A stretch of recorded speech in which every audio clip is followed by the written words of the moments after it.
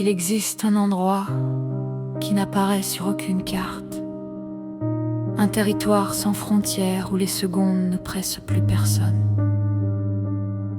C'est là que vivent les choses simples, les choses qui tiennent debout sans bruit.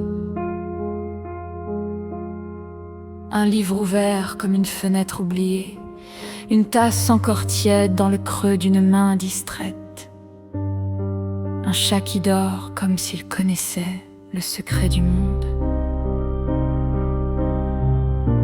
On croit chercher le bonheur comme on chercherait un objet perdu, mais il n'est jamais tombé. Il était là, posé à côté de nous, silencieux, patient, attendant simplement qu'on ralentisse assez pour le voir. Le bonheur n'a pas de grandes phrases, il parle bas. Il se glisse dans les interstices entre deux pensées, entre deux respirations. Il est dans cette lumière qui traverse un rideau, dans la poussière qui danse sans savoir qu'elle est belle. Il est dans un regard qui ne demande rien, dans un geste inutile mais profondément juste. On croit qu'il faut devenir quelqu'un, atteindre quelque chose, gravir, prouver, réussir. Mais peut-être qu'il suffit parfois de s'asseoir, juste s'asseoir et laisser le monde venir.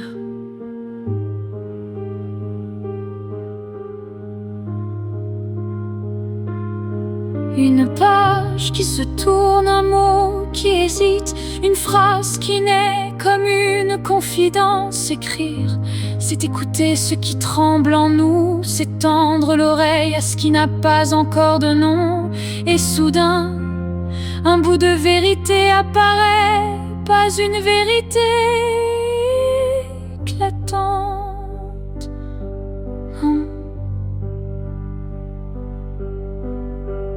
Une vérité douce, presque timide comme une fleur qui n'insiste pas. La musique, elle, ne demande même pas de comprendre. Elle prend la main, elle traverse, elle ouvre des portes qu'on n'avait jamais vues. Une note, et quelque chose se dénoue. Une autre, et le cœur se souvient. On ne sait pas de quoi, mais il se souvient. Peut-être de l'enfance, peut-être d'un été qui n'existe plus. Peut-être d'un instant où tout était déjà là. L'amour n'est pas une promesse, ni une déclaration, c'est une présence. Quelqu'un qui reste sans faire de bruit, quelqu'un qui regarde sans juger, quelqu'un qui comprend sans expliquer. Et parfois, cet amour-là, c'est nous-mêmes. Quand on arrête de se fuir, quand on cesse de vouloir être autre, quand on accepte enfin d'habiter sa propre vie.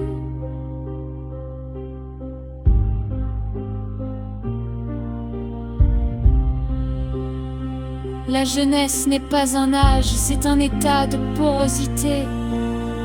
C'est la capacité à s'énerver encore, à croire que tout peut commencer même après 1000 fins. C'est garder une porte ouverte quelque part en soi, une porte par où le monde peut encore entrer. Alors on avance, pas vers quelque chose, mais avec le vent, avec les erreurs, avec les silences. Et peu à peu, sans qu'on sache comment, quelque chose s'apaise. On n'a plus besoin de courir, on marche, on regarde, on respire.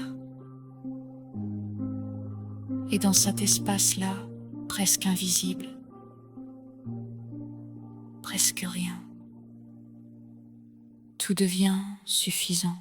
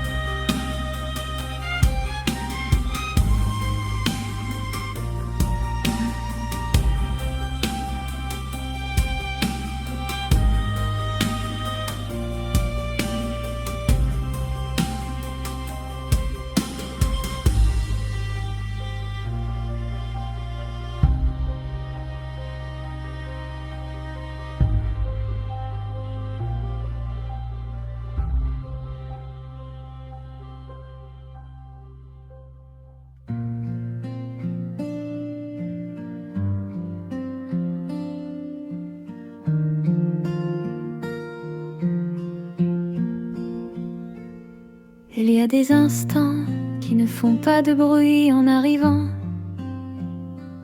Ils ne frappent pas la porte, ils ne demandent pas la permission.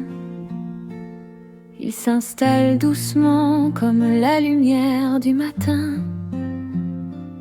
qui ne cherche pas à convaincre. Et pourtant,